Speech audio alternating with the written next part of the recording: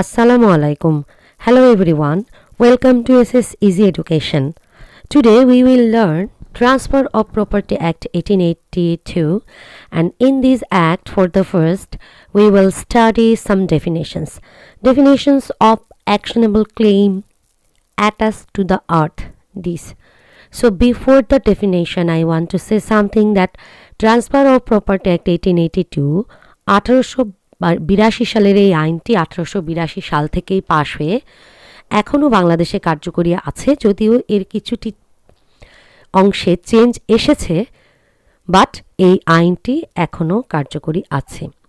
আইনের প্রথমেই আমরা ডেফিনেশন দিয়ে শুরু করছি। অ্যাকশনেবল ক্লেম,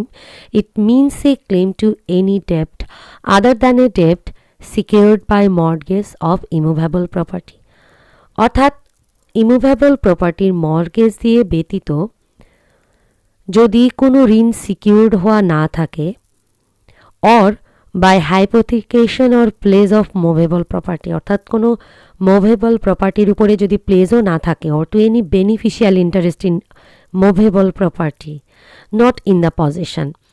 এই সব কিছু বাদ দিয়ে অ্যাকশনেবল ক্লেম বলতে যে কোনো ঋণের দাবিকেই বোঝাচ্ছে। Either actual or constructive of the claimant, which the civil courts recognizes as affording grounds for relief, whether such debt or beneficial interest be existent, accruing, conditional or contingent, অর্থাৎ এ ধরনের ডেপ্ট or beneficial interest existent হতে পারে, অ্যাক্রুইং হতে পারে, conditional হতে পারে, কন্টিনজেন্টও হতে পারে। তার মানে অ্যাকশনেবল ক্লেম বলতে আমরা সব ধরনের ঋণের দাবিকেই বুঝবো, কিন্তু এখানে কিছু এক্সেপশন দেওয়া আছে, যেমন ইমুভেবল প্রপার্টির মর্টগেজ, প্লেজ, মুভেবল প্রপার্টির কোনো প্লেজ বা বেনিফিশিয়াল ইন্টারেস্ট, এ ধরনের জিনিসগুলো বাদ দিয়ে। Now attach to the earth. Attach to the earth তার মানে ভূমির সাথে সংযুক্ত। ভূমির সাথে সংযুক্ত বলতে আমরা বুঝবো rooted in the earth as in the case of the trees or শার্পস,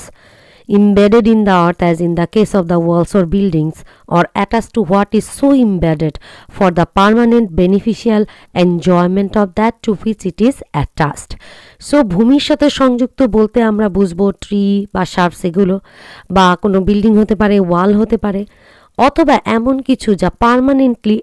আমরা এনজয় করবার জন্য ভূমির সাথে অ্যাটাচ করে রেখে দিই, যেমন দরজা, জানালা, ফ্যান যখন অ্যাটাচ থাকবে, these are the attach to the earth. But দরজা, জানালা বা ফ্যান এগুলো যখন আমরা খুলে নেব তখন কিন্তু আর অ্যাটাচ টু দ্য আর্থ হয় না।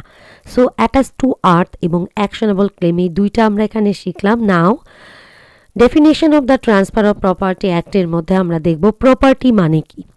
প্রপার্টির মধ্যে বলা হচ্ছে this means all proprietary rights which can be weighted and measured in monetary value, অর্থাৎ যেই জিনিসটির মনিটারি ভ্যালু আছে,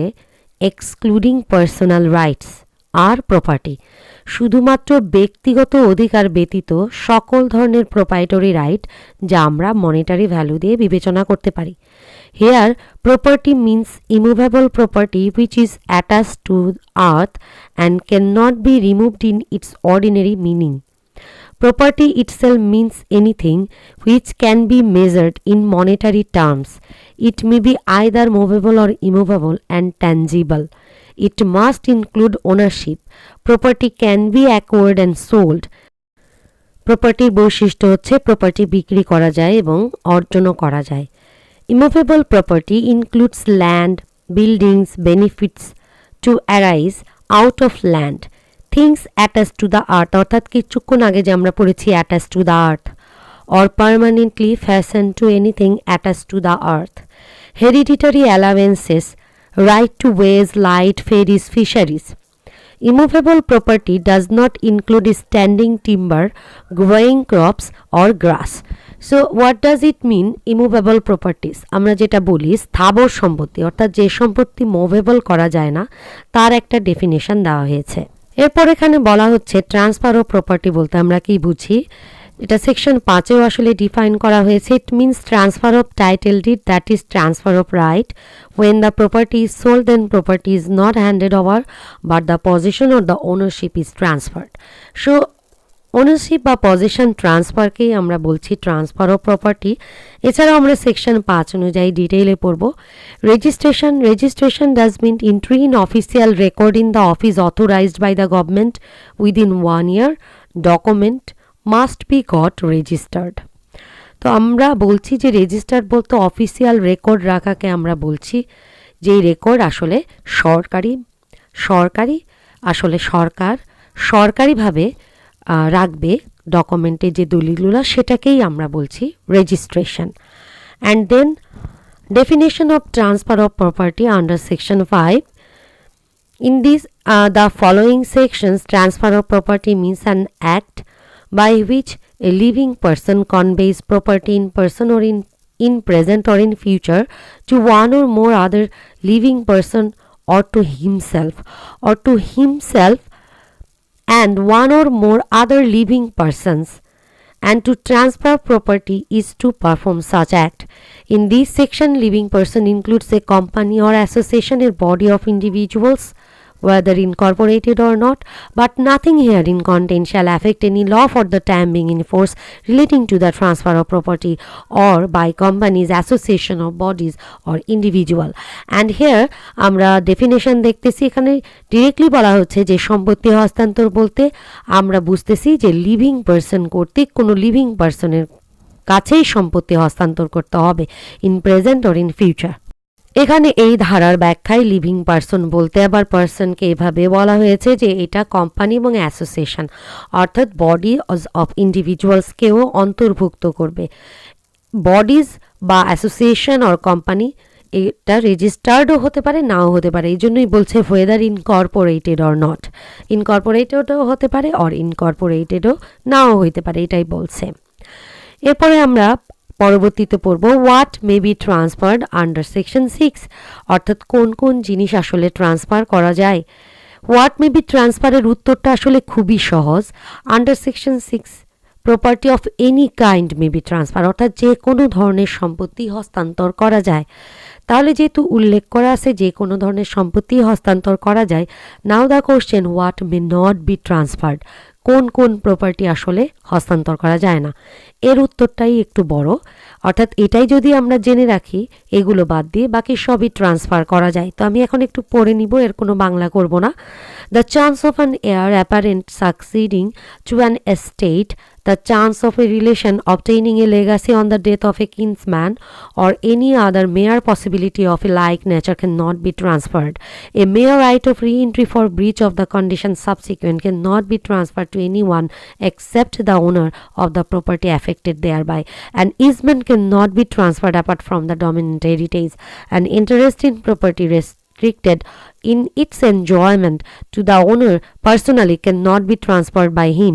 A right to future maintenance in whatsoever manner arising, secured or determined cannot be transferred, and a mere right to sue cannot be transferred. So here some list of what cannot be transferred. And then next we also see a public office cannot be transferred, nor can the salary of the public officer whether before or after it has become payable.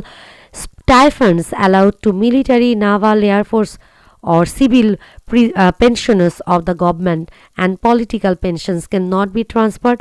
No transfer can be made in so far as it is opposed to the nature of the interest affected thereby or for an unlawful object or consideration and to the person legally qualified to be transferee. A tenant having an untransferable right of occupancy,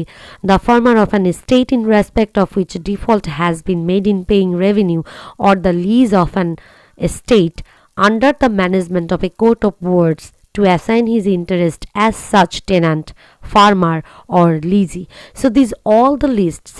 one cannot transfer under the property according to these lists. So এখন আমরা দেখব who can transfer, কে আসলে property transfer করতে পারে। Section 7 এটা বলা হয়েছে person competent to transfer, every person competent to contract and entitle to transferable property or authorise to dispose of transferable property not his own is competent to transfer such property either wholly or in part or either absolutely or conditionally in the circumstances to the extent and in the manner showed and prescribed by any law for the time being in force. So প্রত্যেক ব্যক্তি বলা হচ্ছে যে যিনি contract করতে অর্থাৎ চুক্তি করবার যোগ্যতা যার আছে এবং যিনি ট্রান্সফার অফ প্রপার্টির অথরাইজড অর্থাৎ যিনি ওই সম্পত্তির মালিক ওই সম্পত্তি ডিসপোজ করতে পারেন বিলি বন্টন করার অধিকার রাখেন তিনি আসলে সেই প্রপার্টিকে ট্রান্সফার করতে পারবেন এটাই যোগ্যতাতে বলা আছে নাও when a transfer is operate so when a transfer is operate that is the operation of the transfer কখন থেকে ট্রান্সফার কার্যকরী হয় এই প্রশ্নটা কিন্তু খুবই ক্রুশিয়াল যদি কোনো ডিফারেন্ট কোনো ইন্টারেস্ট না থাকে এক্সপ্রেসলি যদি দলিলে বলা না থাকে তাহলে একটা প্রপার্টির ট্রান্সফার তখনই হবে বলা হচ্ছে forthwith to the transferee all the interest which the transferor is then capable of passing in the property and in the legal instruments thereof forthwith to the transferee অর্থাৎ একজন ট্রান্সফারারের যে ধরনের অধিকার থাকে প্রপার্টির সাথে সেই সব ধরনের অধিকারই আসলে ট্রান্সফারির কাছে চলে যায় ঠিক যেই মুহূর্তে দলিলটি হয়ে যায় যদি অন্য কোনো রকম কোনো ইন্টেনশন বলা না থাকে দলিলে such incidents include where the property is land the easements annexed thereto the rents and profits thereof accruing after the transfer and all things attached to the earth যদি ভূমিটি ল্যান্ড হয় তাহলে ইজমেন্ট ওই ল্যান্ডের সাথে easement right ওই land থেকে যদি কোনো rent profit আসে তাহলে সব কিছুই কিন্তু ট্রান্সফারের কাছে চলে যাবে and where the property is machinery attach to the the movable parts thereof machinery হলে মেশিনারির সাথে যত পার্টস রয়েছে সব কিছু চলে যাবে and where the property is a house the easement annexed there to the rent thereof accruing after the transfer and the locks keys bars doors windows and all other things provided for permanent use therewith and where the property is a debt or other actionable claim the securities therefore except where they are also for other debts or claims not transferred to the transferee but not arrears of the interest accrued before the transfer and where the property is money or other property yielding income the interest or income thereof accruing after the transfer takes effect so operation of transfer under section 8 আমরা দেখলাম যে কোন কোন incident হতে পারে সেই ইনসিডেন্টের একটা তালিকা দেওয়া আছে এখন বেশ কিছু সেকশন আসবে যেগুলো আমরা হয়তো বা পড়ব না কন্ডিশন রেস্ট্রেইনিং অ্যালাইনেশন বা সেকশন 9 10 9টা আমরা পড়ব না 10 আমরা অল্প কিছুটা পড়ব where property is transferred subject to a condition or limitation absolutely restraining the transferee or any person claiming under him from parting with or disposing of his interest in the property the condition or limitation is void except in the case of a lease where the condition is of the benefit to the leaser or those claiming under him however the property may be transferred to or for the benefit of a woman not being a Hindu, Muslim or Buddhist so that she shall not have power during her marriage to transfer or charge the same or her beneficial interest therein. Under section 10 বলেই দিচ্ছে যে আমরা যখন property transfer করব সেখানে কোনো শর্ত থাকবে না অর্থাৎ যদি এরকম কোনো শর্ত দিই যে ট্রান্সফারি আমরা বলছি যে ট্রান্সফারিকে আমরা এই সম্পত্তিটা দিচ্ছি কিন্তু ট্রান্সফারি এই সম্পত্তিটা বা তার স্বার্থ এই প্রপার্টির কাউকে হস্তান্তর করতে পারবে না বা ডিসপোজ অফ করতে পারবে না এ ধরনের লিমিটেশন বা কন্ডিশন দেওয়া কিন্তু ভয়েড অর্থাৎ বাতিল নাও under section 11 restriction repugnant to interest created wherein a transfer of property and interest therein is created absolutely in favor of any person, but the terms of the transfer direct that such interest shall be applied or enjoyed by him in a particular manner, he shall be entitled to receive and dispose of such interest as if there were no such direction, and where any such direction has been made in respect of one piece of immovable property for the purposes of securing the beneficial enjoyment of another piece of such property, nothing in this section shall be deemed to affect any right which the transferor may have to enforce such direction to any remedy which he may have in respect of a breach thereof. Condition making interest determinable on insolvency or attempted alienation. এখানে বলা হচ্ছে যে আমরা একটা property transfer করলাম, করে ট্রান্সফারেকে বললাম যে তুমি এটা একটা নির্ধারিত ম্যানারে প্রপার্টিটা ইউজ করবে। এ ধরনের যদি কোনো ডিরেকশান দেওয়া থাকে তাহলে মনে করা হবে যে প্রপার্টিটা এমনভাবে হস্তান্তর হলো যে সেখানে এরকম কোনো ডিরেকশান নেই, as if there were no such direction, অর্থাৎ এমনভাবে সেটা এন্টাইটেল করবে যে এরকম কোনো ডিরেকশান ছিল না। এখন বলছে যে কোনো ইমুভেবল প্রপার্টির ক্ষেত্রে যদি বেনিফিশিয়াল এনজয়মেন্ট অথবা সিকিউরড করবার জন্য যদি কোনো কন্ডিশন দেওয়া হয় তাহলে বলা হচ্ছে nothing of this section shall affect, অর্থাৎ এই ধারার কোনো কিছুই ট্রান্সফারের কোনো অধিকারকে হস্তক্ষেপ করবে না। And may have to enforce such direction, অর্থাৎ অবশ্যই কিন্তু ট্রান্সফারার তখন ডিরেকশনটা অ্যাপ্লাই করতে পারবে। Nothing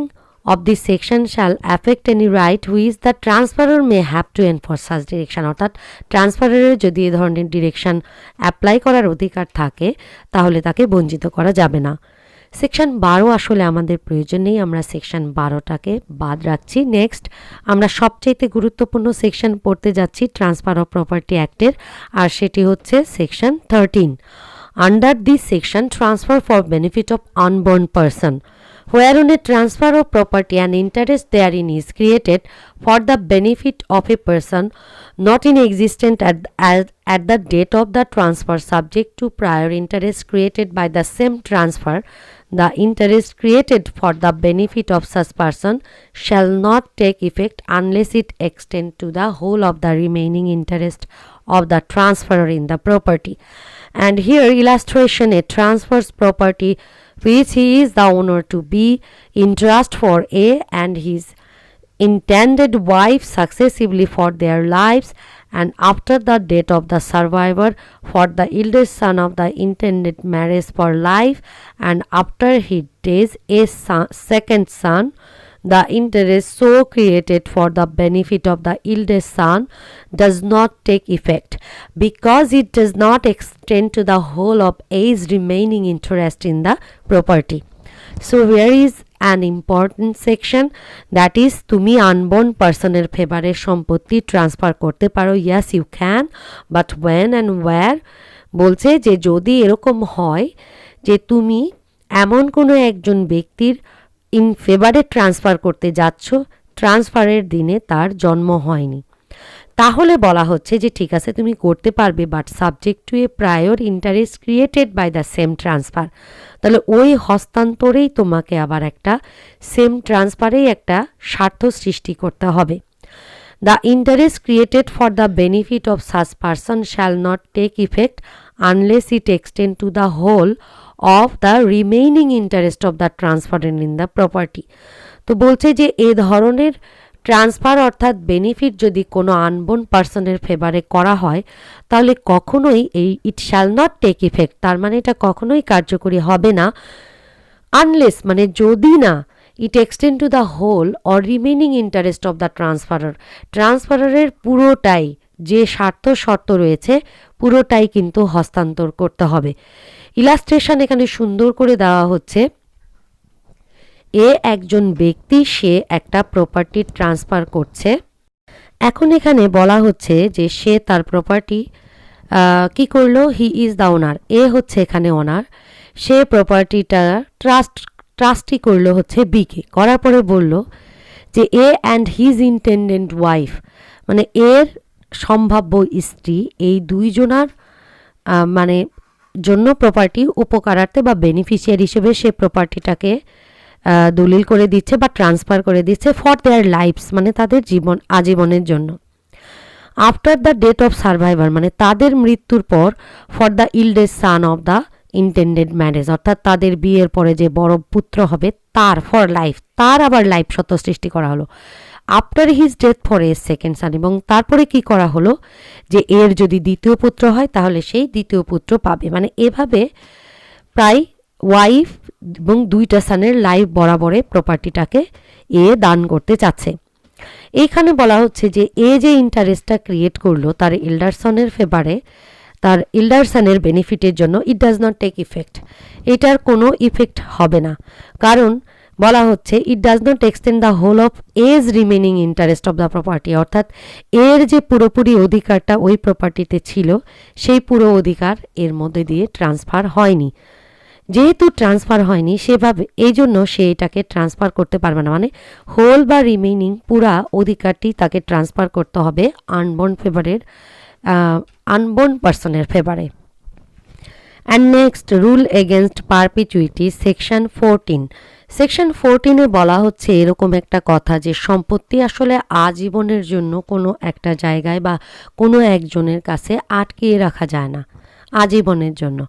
no transfer of property can operate to create an interest which is to take effect after the life time of one or more person living at the date of such transfer and the minority of some person who shall be in existence at the expiration of that period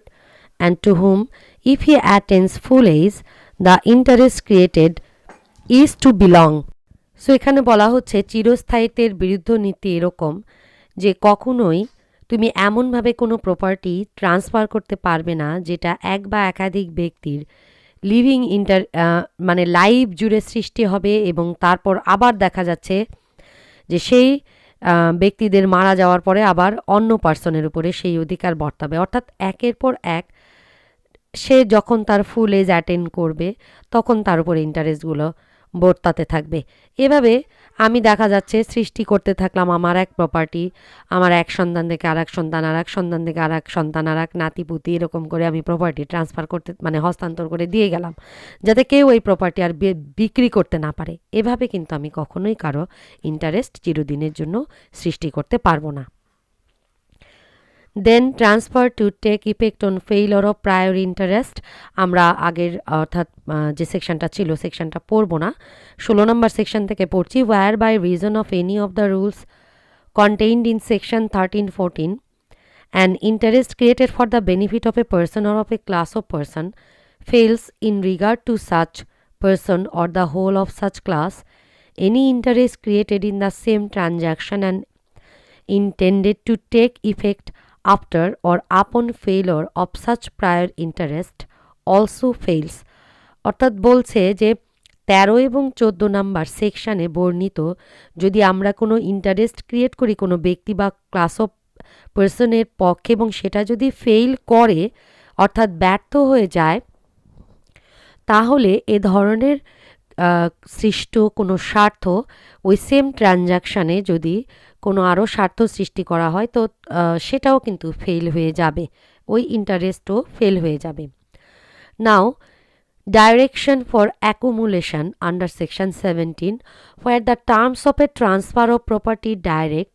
that the income arising from the property shall be accumulated either wholly or in part during a period longer than the life of the transferor or a period of 18 years from the date of the transfer, such direct shall, save as hereinafter provided, be void to be extent to which the period during which the accumulation is directed exceeds the longer of the aforesaid periods, and at the end of such last mentioned period the property and the income thereof shall be disposed of as if the period during which the accumulation has been directed to be made had elapsed. 17 সেকশানে এখানে সুন্দর করে বলেছে যে যদি কখনো কোনো সম্পত্তি হস্তান্তরের শর্ত এরকম থাকে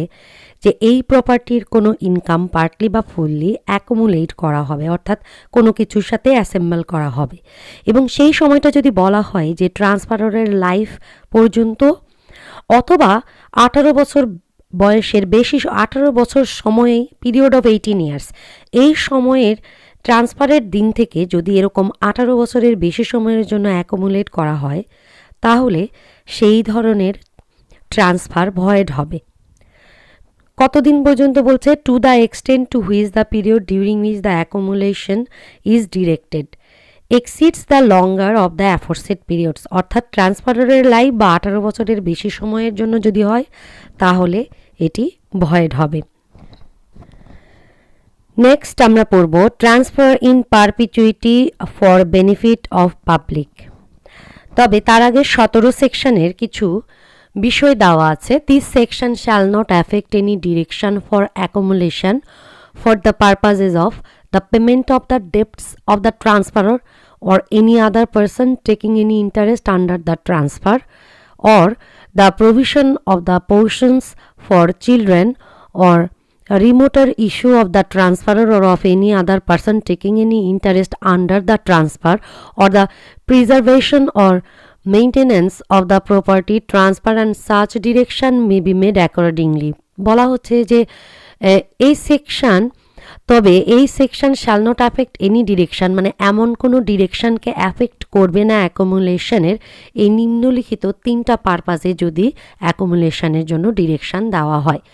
সেকশন 18 বলছে যে পাবলিকের বেনিফিটের জন্য যদি কোনো প্রপার্টি ট্রান্সফার করা হয় তাহলে আসলে আমরা পারপিচুইটির যে রুলস পড়লাম 14, 16 এবং 17, এই সেকশনের কোনো কিছুই এই পাবলিকের বেনিফিটে যদি কোনো প্রপার্টি অথবা হতে পারে advancement of religion, knowledge, commerce, health, safety or any other object beneficial to the mankind যদি কখনো ট্রান্সফার করা হয় তাহলে এই ধরনের ট্রান্সফার কখনোই 14, 16 এবং 17 অনুযায়ী ভয়েড হবে না, বাতিল হবে না। অর্থাৎ পাবলিকের বেনিফিটের জন্য প্রপার্টি অবশ্যই ইন পারপিচুইটি ট্রান্সফার করা যায়। নাও আমরা নেক্সট সেকশন 19 পড়ব। 19 সেকশনটা খুবই গুরুত্বপূর্ণ এবং এখানে ভেস্টেড ইন্টারেস্ট নিয়ে বলা আছে, অর্থাৎ অর্পিত স্বার্থ। Whereon a transfer of property and interest therein is created in favor of a person without specifying the time when it is to take effect, or in terms specifying that it is to take effect forthwith or on the happening of an event which must happen, such interest is vested interest, unless a contrary intention appears from the terms of the transfer. A vested interest is not defeated by the death of the transferee before he obtains possession. And explanation এ গিয়ে বলা হচ্ছে an intention that an interest shall not be vested is not to be inferred merely from a provision whereby the enjoyment thereof is postponed, or whereby a prior interest in the same property is given or reserved to some other person, or whereby income arising from the property is directed to be accumulated until the time of enjoyment arrives, or from a provision that if a particular event shall happen, the interest shall pass to another person. এখানে আমরা যদি এই সেকশনটাকে ব্যাখ্যা করি বা বোঝার চেষ্টা করি তাহলে বলা হচ্ছে যে সম্পত্তি হস্তান্তরের ক্ষেত্রে যদি এমনভাবে কোনো স্বার্থ সৃষ্টি করা হয় কোনো একজন ব্যক্তির পক্ষে, সেখানে কোনো রকম কোনো টাইম স্পেসিফাই করা হয়নি যে কবে এটি আসলে টেক ইফেক্ট হবে, মানে কার্যকরী হবে, অথবা বলা হয়নি যে এমন কোনো ঘটনা ঘটবে বা সেই ঘটনাটা ঘটার পরপরই এটাকে এই ট্রান্সফারটা, এই হস্তান্তরটা কার্যকরী হবে, এরকম যদি কোনো কিছু উল্লেখ করা না থাকে। অর বলা হলো যে ইন্টারেস্টটা সাথে সাথেই ট্রান্সফার হয়ে যাবে, বা বলা হলো যে এমন কোনো ঘটনা যেই ঘটনা অবশ্যই ঘটবে। যদি বলা হয় যে মিস্টার এ এর মৃত্যুর পরে এই সম্পত্তি বা এই হস্তান্তর কার্যকরী হবে, তো মৃত্যু তো হবেই, মৃত্যু তো আনসার্টেন না, তো সেটাই বলছে যে happening an event which must happen, মানে যেটা অবশ্যই ঘটবে, এরকম কোনো ঘটনা ঘটা সাপেক্ষে আমরা সম্পত্তি হস্তান্তর যদি কার্যকরীটা করে থাকি তাহলে বলা হচ্ছে যে সেখানে ওই ট্রান্সফারির একটা অর্পিত স্বার্থ সৃষ্টি হয়, তার মানে ভেস্টেড ইন্টারেস্ট সৃষ্টি হয়। Vested interest is not defeated, মানে এই স্বার্থ আবার কোনো কিছু দিয়ে ডিফিট করা যাবে না by the death of the transferee before he obtains possession, অর্থাৎ তার দখলে আসার আগেই যদি ট্রান্সফারি মারা যায় তাহলে vested interest is not defeat হয়ে যাবে না। এক্সপ্লেনেশনে বলছে যে an intention that an interest shall not be vested An intention that an interest shall not be vested is not to be inferred merely from a provision whereby the enjoyment thereof is postponed. অর্থাৎ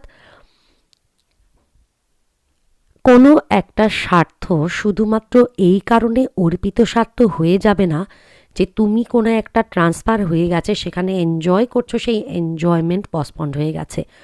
or whereby a prior interest in the same property is given or reserved to some other person. অথবা কোনো প্রপার্টিতে যদি অন্য কোনো ব্যক্তির অন্য কোনো রকম কোনো স্বার্থ বা অধিকার বা ইন্টারেস্ট যদি দেওয়া হয়ে থাকে, সেজন্য কিন্তু ভেস্টেড ইন্টারেস্ট পসপন্ড হয়ে যাবে না। অথবা প্রপার্টি থেকে যদি কোনো ইনকাম হয়, এটা যদি বলা হয় যে ঠিক আছে এটা অ্যাকুমুলেট করা হবে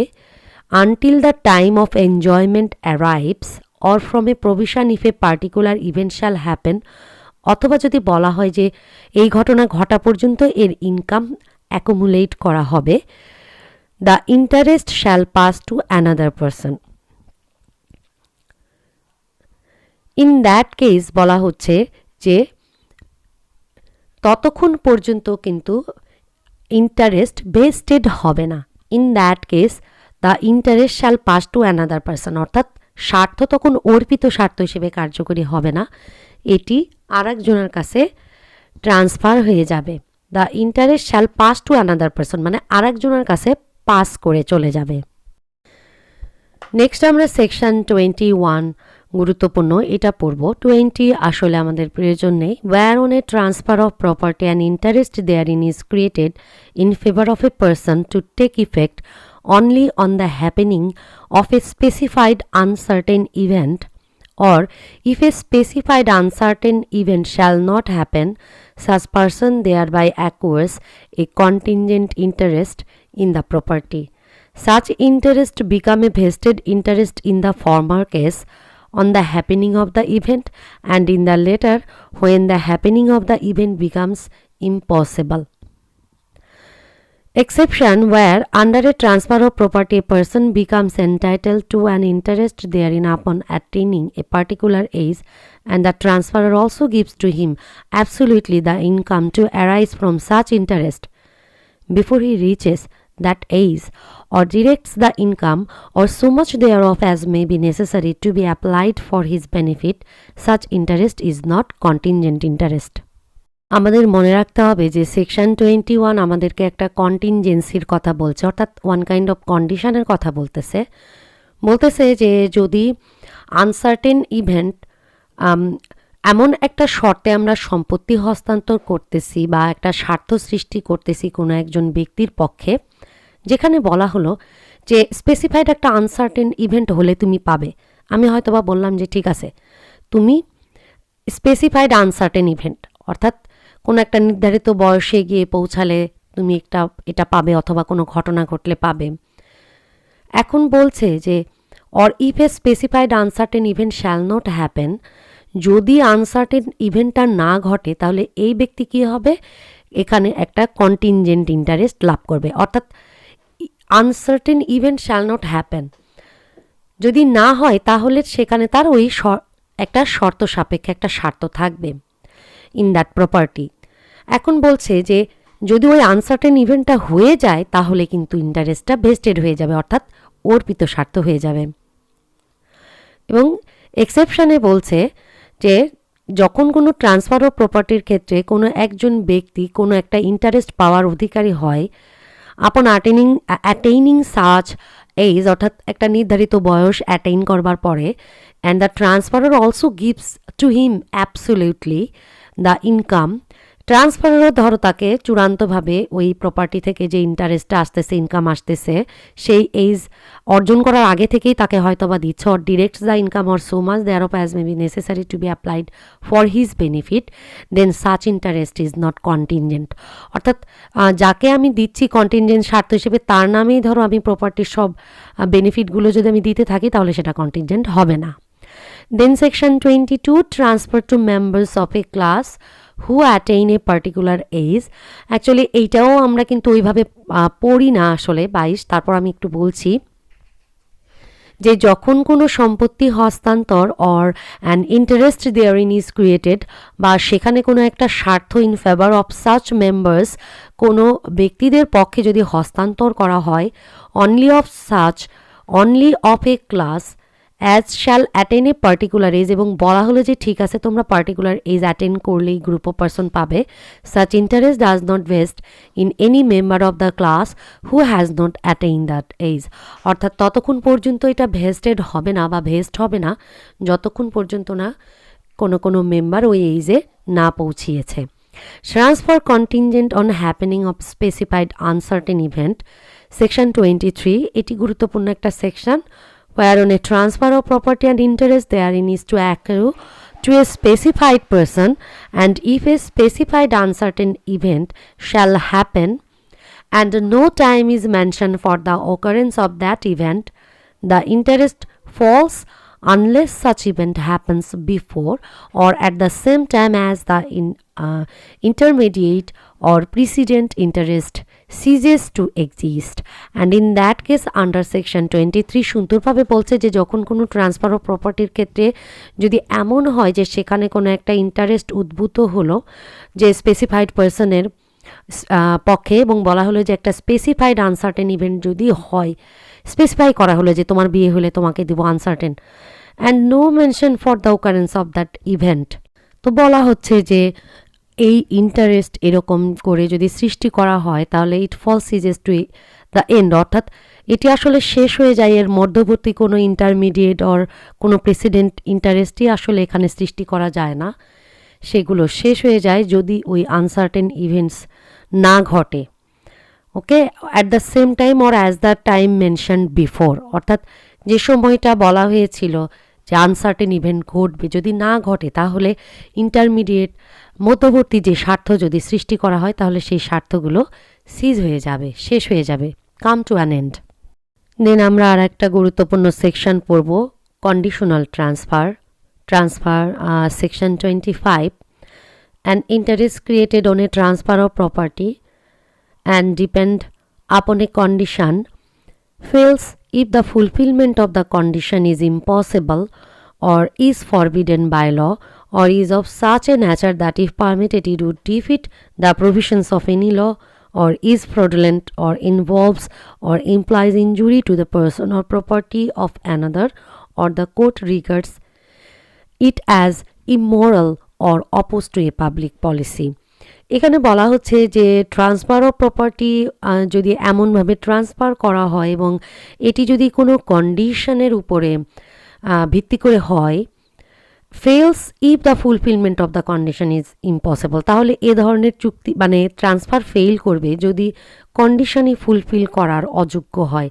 অথবা সেই কন্ডিশন যদি আইন দ্বারা বাড়িত হয় বা নিষেধ হয়, অথবা এমন ধরনের একটি শর্ত যদি সেটি পারমিট করা হয় তাহলে এটা কোনো লয়ের কোনো প্রভিশনকে ডিফিট করে, অথবা ধরো ফ্রডুলেন্ট মানে প্রতারণামূলক হয়, আর এমন কোনো ধরনের কোনো শর্ত দেওয়া হলো যেটি কোনো ব্যক্তির কোনো প্রপার্টি অর অন্য কিছুকে ক্ষতি করবে, ইনজুর্ড করবে, অথবা ধরো কোর্টস অফ অ্যাওয়ার্ডস অর্থাৎ কোনো কোর্টের যদি কোনো ডিসিশনকে ক্ষতি করে, অথবা কোনো ইমোরাল বা পাবলিক পলিসির অপোজড হয়। As for example, let's a farm to be on condition that he shall walk 100 miles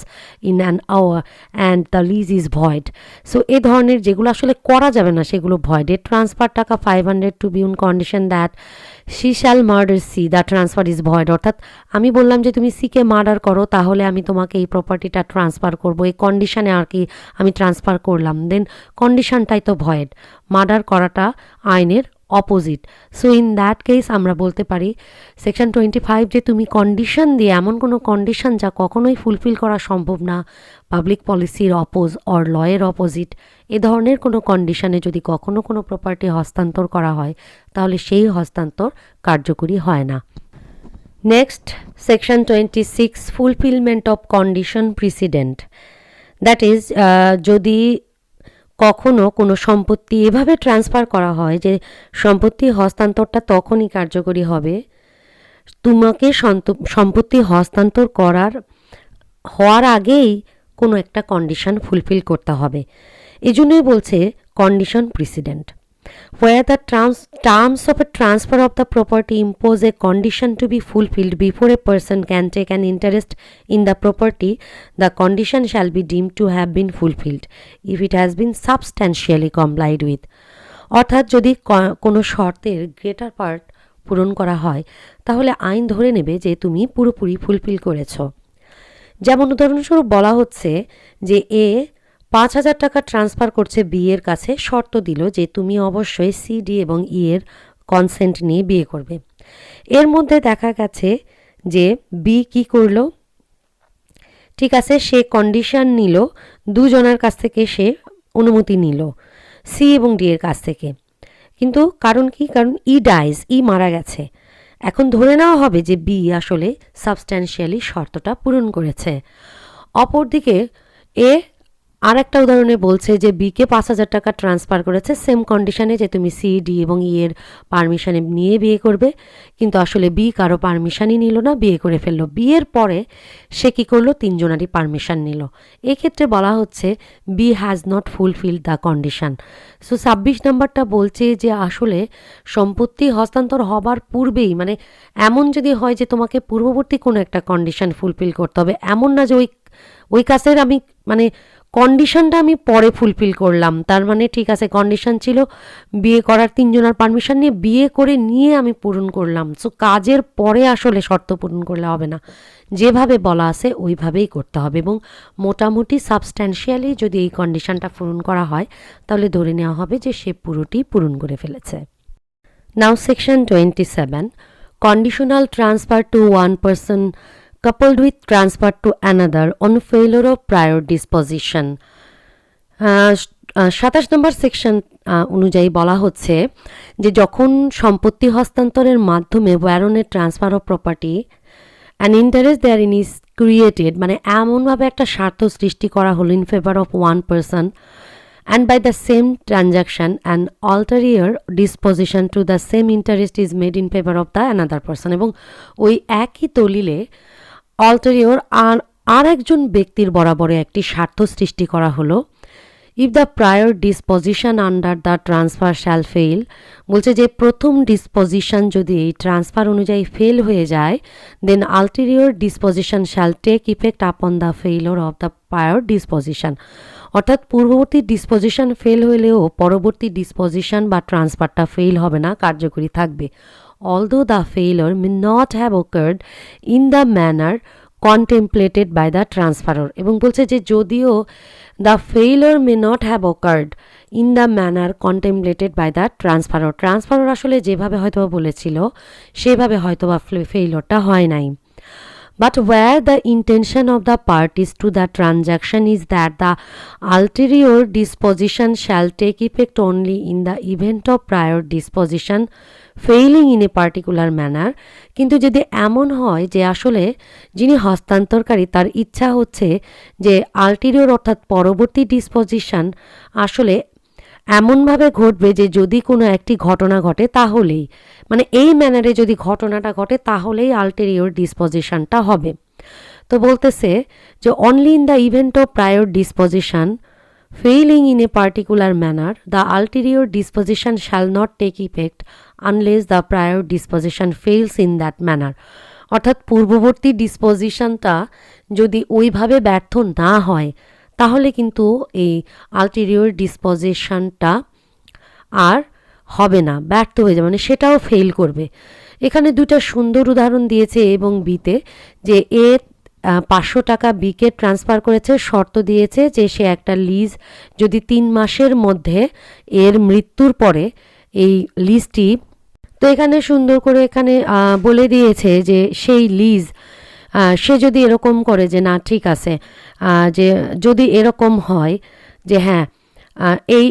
মৃত্যুর 3 মাসের মধ্যে তাকে এই লিস্টটি করতে হবে, এখন ধরো সে লিস্টটি করলো না, ব্যর্থ হলো, if he should neglect to do so, তার মানে সে যদি এটা না করে তাহলে এটা সি এর বরাবরে হস্তান্তর হয়ে যাবে। বলা হচ্ছে যে এর লাইফ টাইমে বি মারা গেল, অর্থাৎ বির কিন্তু আর শর্তটা পূরণ করার সুযোগ থাকলো না, এ বেঁচে থাকাকালীন সময়ে বি মারা গেল, দেন এই ডিসপোজিশন কিন্তু ফেল করবে না, অর্থাৎ সি এর বরাবরে অধিকারটা বর্তমান থাকবে। পরবর্তী উদাহরণে বলছে যে এ একটা প্রপার্টি ট্রান্সফার করছে তার ওয়াইফের কাছে, কিন্তু in case she should die in his life time, বলছে যে আমার জীবদ্দশায় যদি আমার ওয়াইফ মারা যায়, ট্রান্সফার টু বি, তাহলে আমি বেঁচে থাকতেই যদি ওয়াইফ মারা যায় তাহলে এটা ওয়াইফের কাছে যাবে। আর সে আসলে ওয়াইফকে ট্রান্সফার করছে করে বলছে ঠিক আছে যদি ওয়াইফ মারা যায় তাহলে বিয়ের কাছে যাবে। এখন এ এবং তার ওয়াইফ একই সঙ্গে মারা গেল, এই ঘটনায় কিছুতেই বোঝা যাচ্ছে না যে এর আগে ওয়াইফ মারা গেছে কিনা। যেহেতু এটা ডিটারমাইন করা যাচ্ছে না, সুতরাং বিয়ের বরাবর যে হস্তান্তরটা হলো এটা ফেল করবে, কার্যকরী হবে না। 28 সেকশনটার আগের সেকশনের সঙ্গে একটু মিল আছে। বলা হচ্ছে উনি transfer of property and interest therein may be created to accrue to any person with the condition, বলা হচ্ছে super added that in a case specified uncertain event shall happen, such interest shall pass to another person, or that in case a specified uncertain event shall not happen, such interest shall pass to another person. Ulterior transfer conditional on happening or not happening of a specified event. এখানে বলছে অর্থাৎ পরবর্তী transfer যদি কন্ডিশনের উপরে হয় যে ঠিক আছে এই ঘটনা ঘটা অথবা না ঘটলে তুমি এই স্বার্থটা পাবে, তো সেই ক্ষেত্রে আলটেরিয়র এরকম কোনো ট্রান্সফার, কোনো একটা ইন্টারেস্ট যদি সৃষ্টি করা হয় কোনো ব্যক্তির বরাবরে এবং বলা হয় যে ঠিক আছে একটা শর্ত আমরা সুপার অ্যাড করে দিলাম, দ্যাট ইন কেসেস এই আনসার্টেন ঘটনাটা যদি ঘটে ভবিষ্যতে ঘটে, shall happen such interest shall pass to another person, তাহলে এই ইন্টারেস্টটা অন্য ব্যক্তির কাছে যাবে। Or that in a case a specified uncertain event shall not happen such interest shall pass to another person, that is ঠিক আছে যদি এটা ঘটে অথবা না ঘটে তাহলে এই ইন্টারেস্ট আর একজনের কাছে পাস হয়ে যাবে। এইভাবে আসলে যদি সৃষ্টি করা হয় তাহলে ওই আনসার্টেন ইভেন্ট ঘটা বা না ঘটার উপরেই কিন্তু এই আলটেরিয়র ট্রান্সফারটা হবে। ফুলফিলমেন্ট অফ কন্ডিশন সাবসিকুয়েন্ট, এই সেকশনটা খুবই গুরুত্বপূর্ণ। Section 29, condition subsequent an ulterior disposition of the kind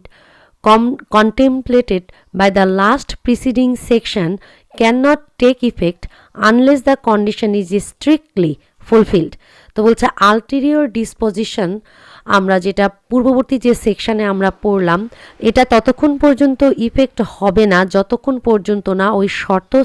একেবারে পরিপূর্ণভাবে স্ট্রিক্টলি ফুলফিল করা না হয়। যেমন এ ট্রান্সফার টাকা 500 to be paid to him on his attaining his majority or marrying with a proviso that if B dies a minor or marries without C's consent, টাকা 500 shall go to D. B marries when only 17 years of age without C's consent and the transfer to D takes effect. তার মানে কি, যেহেতু B 17 বছর বয়সে বিয়ে করলো majority age অর্জন করার আগেই, কিন্তু সে সি এর কনসেন্ট নেয়নি, একটা পূরণ করেছে একটা করেনি, সো এটা ডি এর কাছে চলে যাবে, বি এর কাছে আর থাকবে না। Then prior disposition not affected by invalidity of ulterior disposition. 30 থেকে বলা হচ্ছে যদি ulterior disposition is not valid, if the ulterior disposition is not valid the prior disposition is not affected by it, অর্থাৎ পরবর্তী যে ডিসপোজিশন আছে ওইটা যদি ভ্যালিড না হয় কোনো ব্যাপার না, পূর্ববর্তী ডিসপোজিশন কিন্তু ভ্যালিড থাকবে, অর্থাৎ ওই ইনভ্যালিডিটি দিয়ে এই পূর্ববর্তীটা অ্যাফেক্ট করবে না। A transfer a farm B for her life and if she do not desert her husband to see, B is entitled to the farm during her life as if no condition has been inserted. তো এইখানে বলা হচ্ছে যে তার লাইফের জন্য সে বিকে কিন্তু transfer করলো এবং বলল যে if she do not desert her husband to C, B এমনভাবে ফার্মটি লাভ করবে বা মালিক হবে ডিউরিং হার লাইফ, তার লাইফ টাইমে, যেন সেখানে কোনো কন্ডিশনই আরোপ করা হয়নি। Condition that transfer shall cease to have effect in case specified uncertain event happens or does not happen. Now বলছে 31 number section, On a transfer of property, an interest therein may be created with the condition super added, অর্থাৎ সম্পত্তি transfer করছি সেখানে আবার একটা condition super add করে দিচ্ছি, that it shall cease to exist in case a specified uncertain event shall happen. কোনো specific অনির্ধারিত আনসার্টেন ইভেন্ট যদি ঘটে তাহলে এই চুক্তিটি বাতিল হয়ে যাবে, cease to come to an end, or in case a specified uncertain event shall not happen, অথবা বললাম যে যদি এই ঘটনাটা না ঘটে। A transfer a farm to B for his wife and the proviso that in case of B cut down a certain wood, the transfer shall cease to have any effect. B cut downs the wood, he loses his life interest in the farm. A transfer a farm to B provided that B shall not go to England within 3 years after the date of the transfer, his interest in the farm shall cease. B does not go to England within the terms prescribed, his interest in the farm ceases.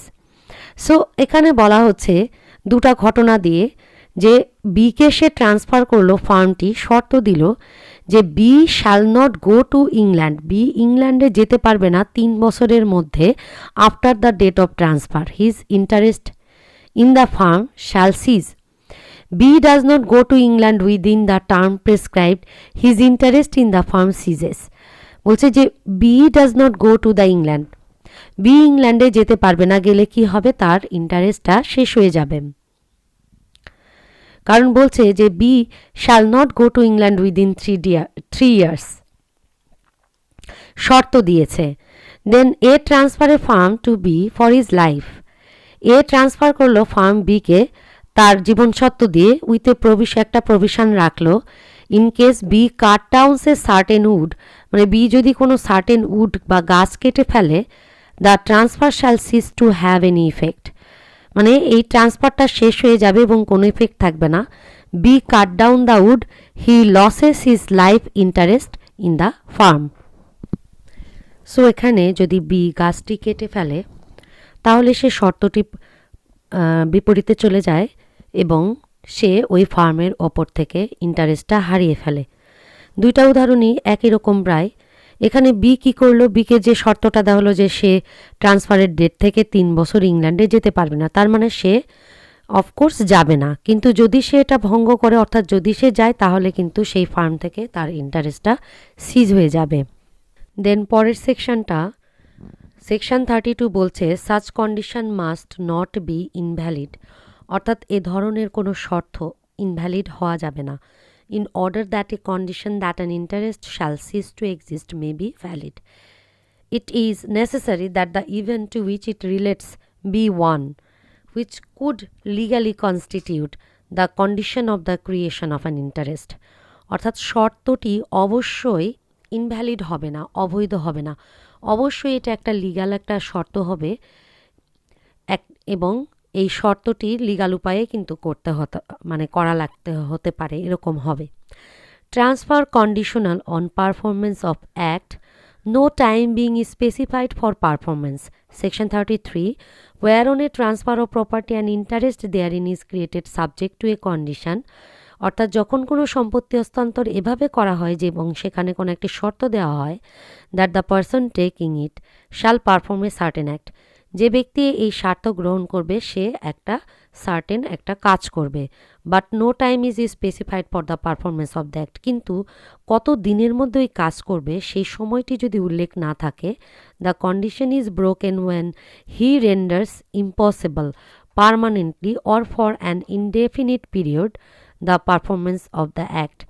So বলছে যে এই শর্ত কিন্তু is broken, অর্থাৎ শর্তভঙ্গ হয়ে যাবে যদি এমন হয় যে পারমানেন্টলি বা কোনো ইনডেফিনিট কোনো একটা পিরিয়ডের জন্য এটা উল্লেখ করা হলো বা বলা হলো না, the performance of an act, or যদি এমন হয় যে পারফরমেন্সটাই impossible, in that case no time being specified of the performance, এরকম আর কি সেকশন 33 অনুযায়ী বলা হচ্ছে। অর্থাৎ এই কন্ডিশনটি আমরা ভঙ্গ বলে ধরে নিব যদি আমরা দেখি যে আসলে এই শর্তটা যে শর্ত দেওয়া হয়েছে এই শর্তের কাজটি করা আসলে ইম্পসিবল বা এটা কখনোই করা সম্ভব নয়, পার্মানেন্টলি বা কোনো ইনডিফিনিট পিরিয়ডেও করা সম্ভব নয়, পারফরমেন্স অফ দ্য অ্যাক্টটি করা সম্ভব নয়, তখন আমরা ধরে নিব the condition is broken. And then the next section, and this is the final section of this part, section 34, transfer conditional on performance of act, time being specified, where an act is to be performed by a person either as a condition to be fulfilled before an interest created on a transfer of property is enjoyed by him, or as a condition on the non-fulfillment of which the interest